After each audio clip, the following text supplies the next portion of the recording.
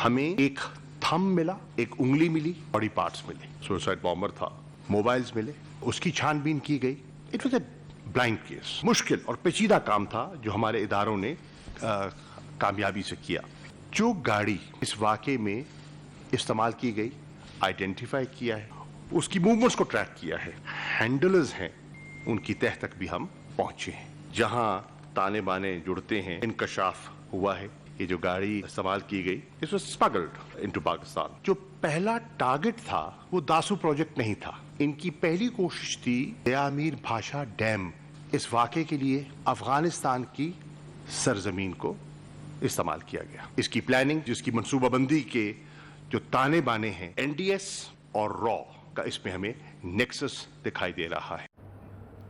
जी औरिया साहब, वज़ीर ख़ारजा की आपने गुफ्तगू सुनी कि अफ़गानिस्तान की सरज़मीन इस दहशत गर्दी के ख़िलाफ़ इस्तेमाल हुई है, तो हमें तो करना तो ये चाहिए था कि जाके देखिए अफ़गानिस्तान की सरज़मीन अगर इस्तेमाल हुई है तो अहमद शाह मसूद के नाम पे पाकिस्तान के पूरा सड़क कौन बना रहा है?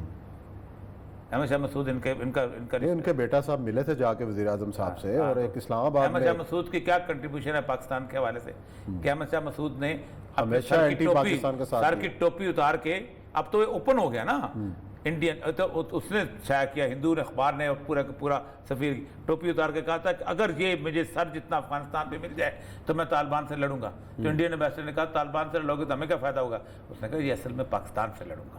अच्छा, वो समझते हैं, जो पाकिस्तान का दुश्मन समझता है कि पाकिस्तान की साथ लड़ाई के असल मसला यह है कि तालिबान की हुकूमत अगर कायम होती है तो पाकिस्तान जो है उसको एक सेफ्टी मिलती है। मसला यह है कि इस सारे 20 साल के अंदर पाकिस्तान को पाकिस्तान के इंटेलिजेंसिया ने, पाकिस्तान की इंटेलिजेंस रिपोर्ट्स ने, आई रिपोर्ट्स ने, बाकी लोगों ने, और अमेरिका के दबाव ने यह कायल किया था कि तुम कुछ भी हो जाए, तुम अफगान हुकूमत से ताल्लुकात रखो, कायम रखो, और हमने रखे। और हमने वहां पर कत्ल यानी और उनकी जुबान दराजियां बर्दाश्त की हैं। जुबान दराजी को मातहत छोड़ते उनको इसके बराह रास्त एहतजाज तक नहीं किया कि तुम्हारी जमीन से क्या हो रहा है।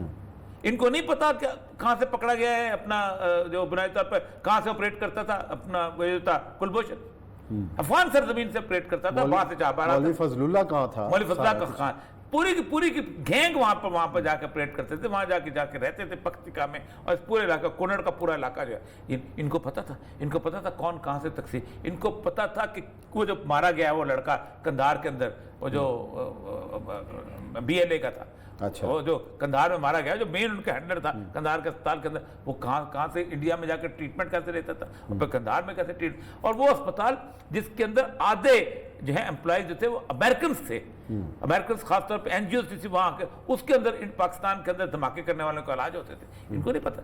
असल मसला ये है उस्मान साहब, अब इनको आंखें नहीं खुल रही, अब इनको धुतकारा गया है तो इनको पता चला है कि हमारे साथ हुआ क्या है। इनको अंदाजा नहीं है कि इससे पहले अमेरिका जो है पूरे के पूरे 12 ममालिक के साथ यही कुछ कर चुका हुआ। उसने किसिंजर ने बड़ी मजेदार बात की थी, उसने कहा हमारी दोस्ती तो हमारी दुश्मनी तो दुश्मनी है ही, हमारी दोस्ती ज्यादा खतरनाक है, क्योंकि अमेरिका जो है उसने कभी अपने दोस्त को उसके बाद नहीं छोड़ा। नहीं तो अमेरिका की तो धुतकारना क्या है, अमेरिका की तो ये बिट्रे की पूरी पॉलिसी रही है, उसका तो पूरा ट्रैक रिकॉर्ड यही है। उसके बावजूद वो मुझे मुशाहिद खान की बात चाहती है कि हमारा जो पहला रोमांस है ना वही खत्म नहीं हुआ। इतना 70 साल से इश्क चल रहा है, और ऐसा कर आप खुद सोचे ना, आप कभी देखें लियाकत अली खान और बेगम राना लियाकत अली खान को कैसे रिसीव किया गया। उसके बाद अयूब खान जब गया है तो न्यूयॉर्क की सड़कों को बंद किया गया, और उस सड़कों को बंद करके बकायदा टेबलोज और ये और वो, ऐसे लगता था अयूब खान नहीं आ रहा, कोई प्रिंस वहां पर आ रहा है। इनको नहीं पता चलता था कि हम क्या, हमारी औकात क्या है। और अमेरिका उस वक्त भी सुपर पावर था, यानी सेकंड वर्ल्ड वॉर अगर अमेरिका ना होता तो आज इंग्लैंड डूब चुका होता। हिटलर कहता था अमेरिका ना होता तो मैं इसको चर्चिल की तमाम मर्दों को खत्म मारता और तमाम औरतों को ट्रांसपोर्ट करके जर्मनी लेके आता और उनसे हम अच्छी नस्ल पैदा करते। फ्रांस उसने कब्जा कर लिया हुआ था, कहां जा रशिया तक, वो तो अमेरिकन इंटरवेंशन आई, अमेरिकन बीच में कूदे, जापान को उन्होंने जाके तबाह बर्बाद किया, इनकी मदद की, सुपर पावर बन गई। आपको अंदाजा नहीं, इतने से आप मुल्क हैं, 3 जिसके पास कारखाने हैं, 4 जिसके पास स्कूल हैं, 2 जिनके पास यूनिवर्सिटियां हैं, 1500 जिनके पास डॉक्टर हैं, उसको अमेरिका रिसीव कर रहा है। आपको समझ नहीं आ रही थी, ज़ाहिर अपने चक्कर में कर रहा था, अपने मुफाद के लिए कर रहा था। अच्छा, उसके बाद आगे से आज फिर भुट्टो की तारीफ करनी पड़ती है।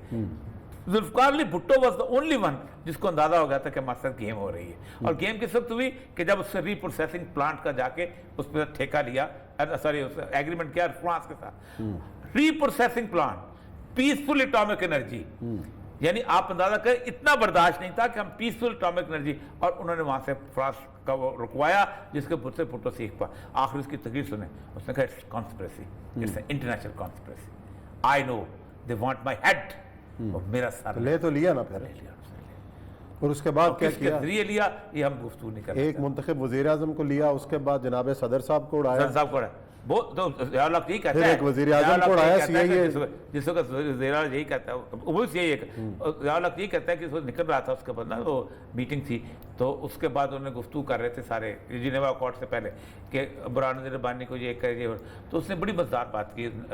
उसने कहा कि वो ये भी सोच रहे हैं कि ज़ियाउल्लाह के बाद किसको ला रहा है, और वो सोचते हैं और मुस्तकिल सोचते चले जाते, लेकिन मसला सारा ये है कि हर every time has a day, हर बंदे की एक वक्त होता है। मुझे लगता है कि अमेरिका का वक्त खत्म हो गया हुआ, और वो वक्त खत्म हुआ अफगानिस्तान में आके, और इसलिए कि अब जिस मुल्क के ऊपर उसने भरोसा कर लिया ना उस्मान साहब, उस मुल्क ने कभी रशिया का साथ नहीं दिया, यानी इधर से वो रूस उनके ऊपर रिलाय कर रहा होता था और वो अमेरिका से पिंगे बढ़ा रहे होते थे, और अपने क्योंकि उनका वो बेसिकली कारोबारी है मफादात के हिसाब से, और अच्छा आज क्या खबर आई है दोहा से?